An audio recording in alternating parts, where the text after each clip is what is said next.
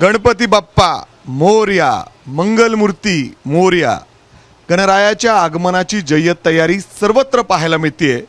अनेक स्टॉल्सवर सध्या बाप्पांच्या मूर्ती घेण्यासाठी पुणेकरांनी गर्दी केलेली पाहायला मिळते. त्यात मी आता पुण्यातील नारायणपेठ या ठिकाणी आलोय. या ठिकाणी जर आपण बघितलं तर या स्टॉलमध्ये खूप सुंदर अशा बाप्पांच्या मूर्त्या आहेत.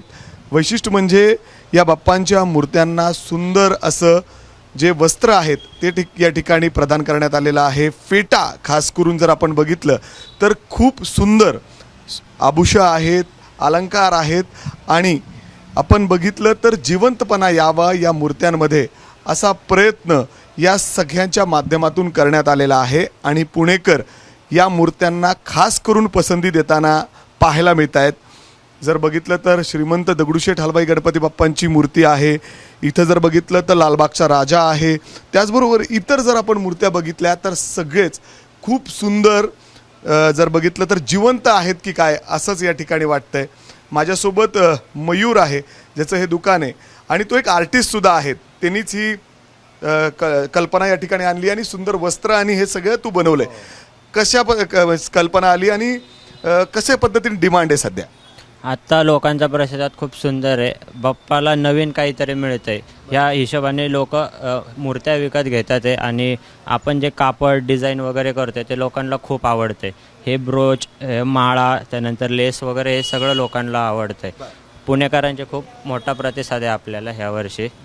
आणि आपण पहिल्यांदाच आणलंय? हो, नाही, हे काम मी 5 वर्षापासून करतोय, पण आत्ता स्वतःसाठी असं हे पहिल्यांदा. तुझे यासाठी खास कोर्स केलाय? हो, कोर्स केलेला आहे. Bharati Vidyapeeth school of visual आर्ट्समध्ये मी कोर्स करतोय. हा, तू स्टुडंट आहे आणि त्यात तू अशा पद्धतीने तुझी कला सादर करतो. हो हो.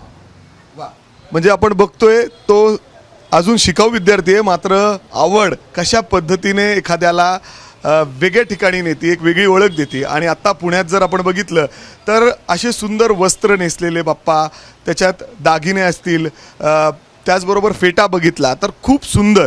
अर्थात काही जणांनी तर पूर्ण 10 दिवसांसाठी वेगवेगळे वस्त्र देखील मॅचिंग फेटेसह या ठिकाणी घेतलेले आहेत. आणि आपण मूर्त्या बघितल्या तर खूप सुंदर. जर आपण बघितलं तर हे आभूषं असतील, त्याचबरोबर फेट्यावर हे वेगळे ब्रोच असेल किंवा हातात हे सगळं बाप्पांच्या आपण बघितलं तर हे सगळं काही पाहता जिवंतपणा यावा या मूर्त्यांमध्ये असंच काहीसं दिसतंय. प्रत्येकाला वाटतं की आपल्या घरगुती बाप्पा खूप सुंदर दिसावा. सुंदर देखावे या ठिकाणी केले जातात आणि त्यात आत्ता मार्केटमध्ये ज्या पद्धतीने हे बाप्पांच्या मूर्त्या दिसत आहेत, एक वेगळा उत्साह हे मूर्त्या घेण्यासाठी आणि बाप्पांना घरी नेण्यासाठी या ठिकाणी पाहायला मिळतोय. अशाच पद्धतीने बाप्पांच्या आगमनाची जय्यत तयारी सध्या सर्वत्र पाहायला मिळते. कॅमेरामॅन अमोल गवाळेसह मी मिकी घई, एबीपी माझा, पुणे. एबीपी माझा, उघडा डोळे बघा नीट.